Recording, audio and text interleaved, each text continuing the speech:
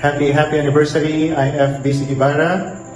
At salamat sa Panginoon at nakaabot tayo sa 20 taon na anibersaryo ng ating iglesia. Papasalamat tayo sa lahat ng mga bumubuo ng IFBC Ibarra, to all our members, even in abroad and different parts of the Philippines. Happy anniversary, praying that God will continue to bless this ministry. And we also appreciate and we are so grateful sa ating senior pastor, Pastor Bong, and Pastor Emeritus, Pastor Buddy Ambrosio, in starting this ministry. And thank you so much to all and to all the members. Sana po ay pasalo pa po tayong gamitin ng Panginoon sa marami pang mga kaluluwa na maligtas sa gawain ng Panginoon. At maging instrumento lamang po tayo at patuloy po tayo maging mababa sa mga pagpapalang pinagkakatiwala ng Panginoon po sa atin. Once again, happy anniversary IFBC Ibarra. Happy 20th to everyone. God bless. Amen. Praise God from whom all blessings flow. Magandang araw po sa inyong lahat.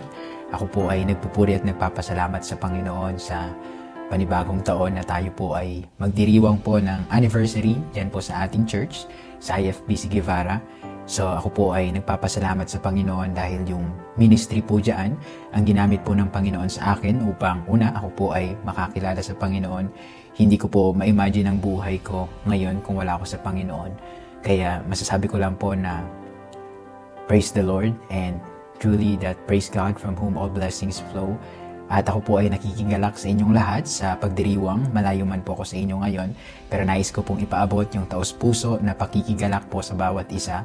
At panalangin ko po na patuloy po kayong pagpalain ng Panginoon, na marami pa pong kaluluwa ang makakilala po sa Panginoon. Marami pa pong mga mananampalataya ang magsusumikap at pipiliin na maglingkod sa Panginoon kahit medyo mahirap po ang paglakad.